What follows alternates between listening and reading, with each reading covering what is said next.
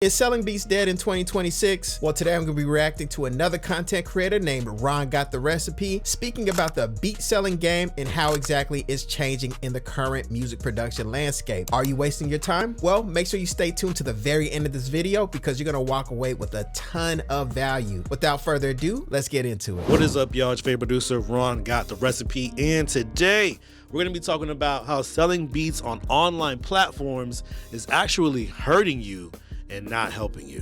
Pull up a chair. Let's talk about it. So honestly, this message has kind of been on my spirit for a while now, and I feel like I should be obedient and just share it with y'all. So let's talk about it. So the truth is, when you put your music on these platforms, you're doing a lot of work, a lot of energy, a lot of time is being wasted, and in return, you're getting a lot less back. Let's talk about it. So again, I'm gonna sound real old saying this, but I remember when music producers were making $50,000, $100,000, $200,000 selling beats, right? This was inspiration and motivation for me to strive towards and making money and selling beats. As the years progress, things change, formats change, industry changes, standards change. Right around when I graduated high school, MySpace came out. Hey, yo, Chad, you on MySpace?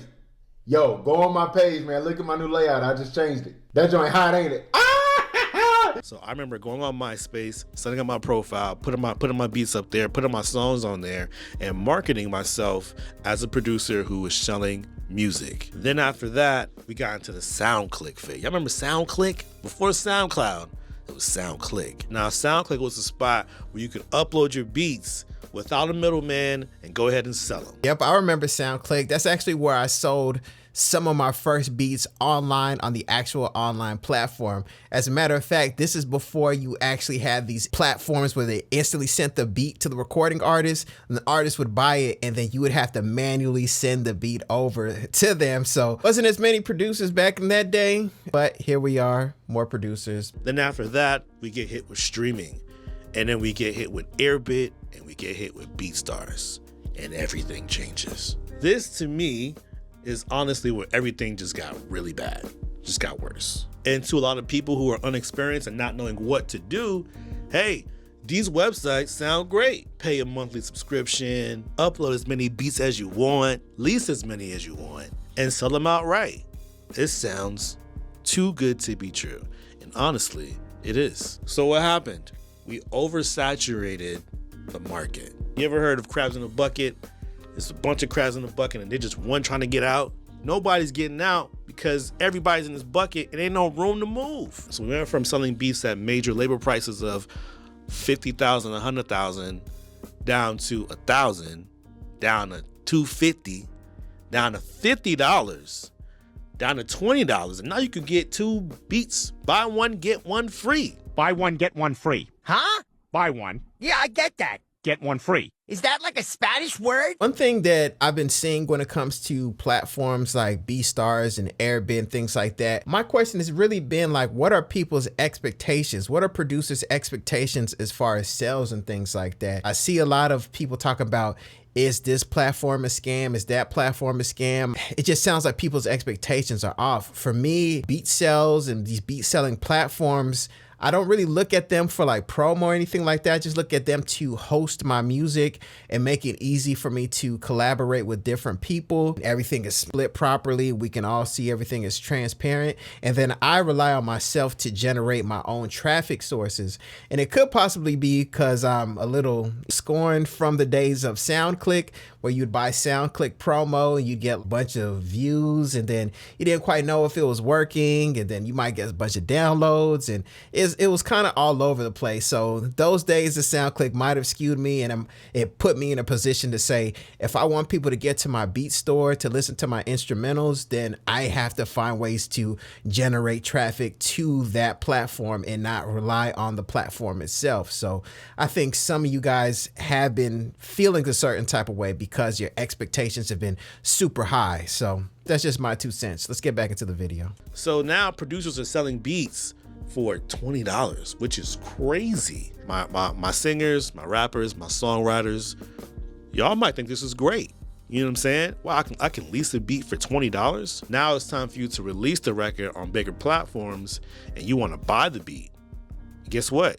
You can't buy the beat because 50 other people have leased the beat and you can't get in contact with the producer. That's an easy way to stand out as a producer, is to be someone who's communicative with the recording artist, because people, especially if they're going to buy exclusives or the lease types in the hundreds of dollars, they want to know if something goes wrong, if something happens, can I reach out to you to have you rectify it?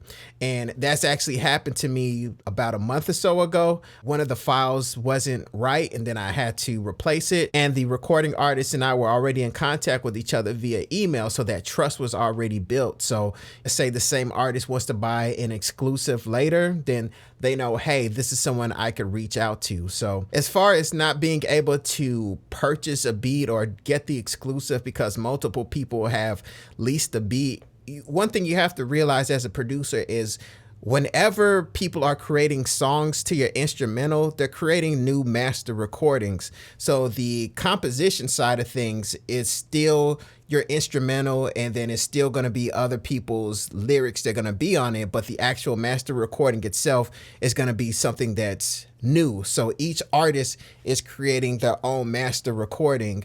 So the actual composition of your instruments, your bass, your keys, your piano, all those different things, that's still, you're not prevented from selling the exclusive rights. So hopefully, I'm not quite sure if that's what he was trying to say there at that point. I might have misunderstood it, so please correct me if I'm wrong. But if multiple people have leased the same beat, you as the producer can still sell the exclusive rights to it. So hopefully that's clear. Do you know how many times I got in a phone call that says, hey, Ron, you think you can remake this beat for me, bro? Like, I got off BeatStars or I got off Airbit and I can't get in contact with the producer. If 200 people lease this beat for $50, do the math on that. It sounds like a scam. It sounds like a scam. I don't think it's a real thing. I just want to give y'all some advice to my young producers that watch, the ones who are my age, the ones who are older. This would be my advice if you're trying to sell beats in 2026. If you are trying to sell beats in 2026 and you're trying to make money from it, the number one thing you need is a website. If you want to be a professional, in the music industry or in any industry, you need a website. A website showcases your work, your worth. It shows people that you're a professional. Not only that, you're in control of the communication. They can contact you directly. You're in control of the pricing. You're in control of the overall experience. And you get to showcase what you actually do. And if it's good, people will buy it. People like high quality music, high quality content. Your job is to make sure everything you put out is great. It needs to be butter. That's a great point as far as having your own website and really owning the communication.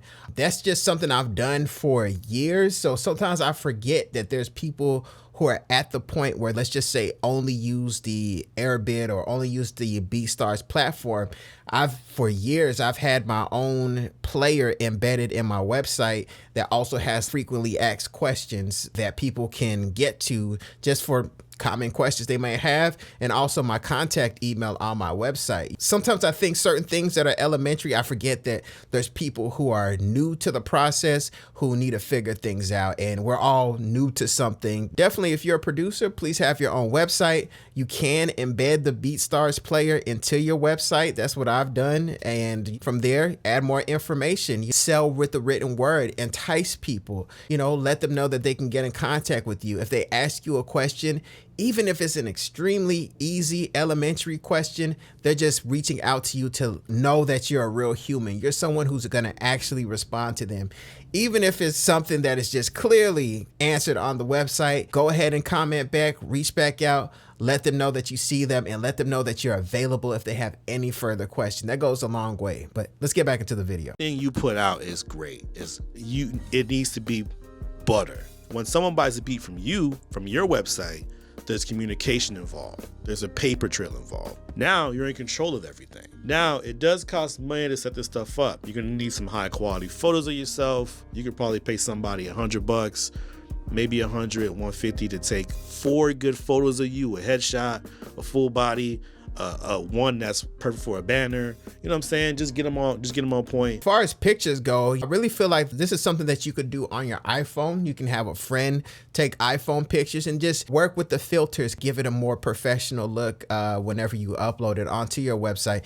I don't think professional pictures are totally necessary, but they do help as far as branding goes. Also, guys, don't always just have pictures of you in your room looking at the laptop screen. If you are able to get to a real recording studio, take pictures there. Once again, even on an iPhone, people make judgments on the outer appearance of things. So the same beat that you create in your back of your bedroom on your laptop seems to be more valuable if it looks like you're in a bigger recording studio. So take those pictures. You can bring a change of clothes and take multiple pictures, and you know that just helps to sell the image that you're an actual working producer who's valuable, who's actually out there doing things. So that's definitely good advice, but you can have those taken on an iPhone. If you got the budget, of course, get a professional, but it's something you can do. Set your website up. You know, showcase your work. Look at some other websites, people who do things, and see what they have on there, and then you can kind of mimic that and then eventually make it your own. Don't copy it. Just, oh, that's cool, I want to do it this way. So after you get your website set up, the next thing you want to do is get good with advertisements. Get good with ads. Okay, now you can watch a million videos on this on YouTube. You can pay someone to do it for you. I'll give you an example. You ever been on Instagram and you see a fire sound pack and you're like, yo, I love them drums. Like, but how did it reach my page? Like, how did it reach my Instagram profile? You need to do that. Figure out how to do that. And there's multiple ways you can do that.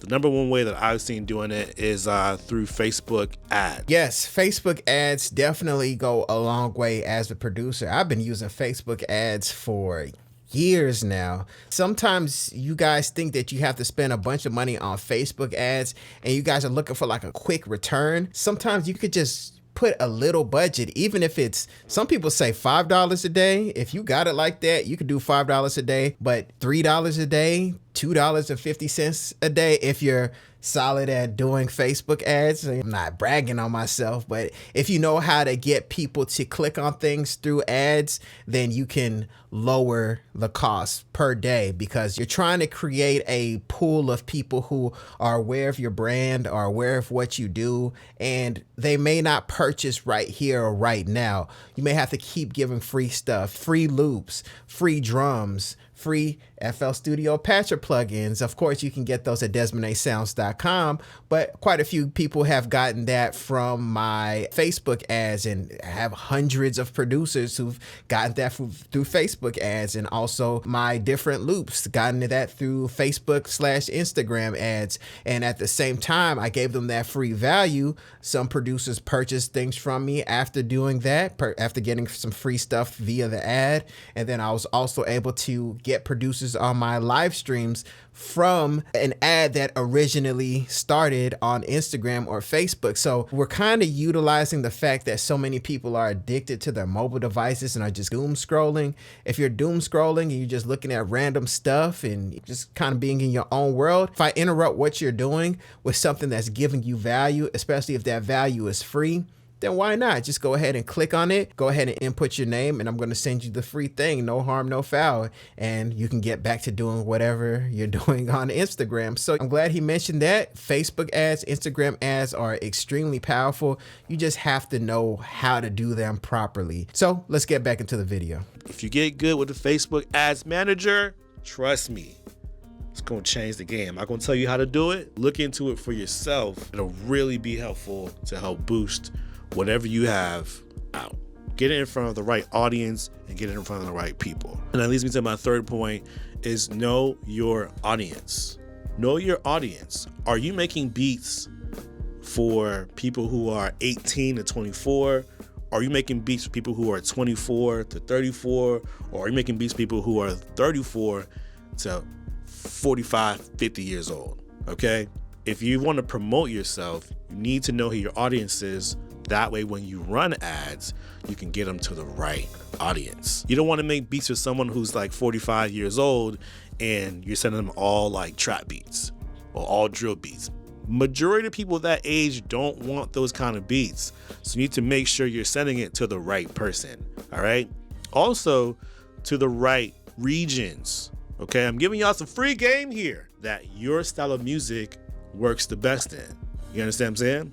So if you make West Coast beats, do not target Miami. Don't target where I'm from, because we are not listening to West Coast beats out here. We not. But if you're making boom bap beats, you might want to target Philly, New York, Jersey. You know what I'm saying? Those spots will probably work better. Whenever I've looked at my demographic data, my information on the back end of BeatStars, I've noticed that my R&B beats are always sold on the West Coast. They're always sold in California. That's definitely a good gem to recognize. Understand the person that you're selling beats to, and it's not always just the sound of the music that they're creating. It can be where they're located. But let's go ahead and get back into this video. So I'll leave y'all with this. In 2026, the most important thing, if you want to sell beats online, build your own website.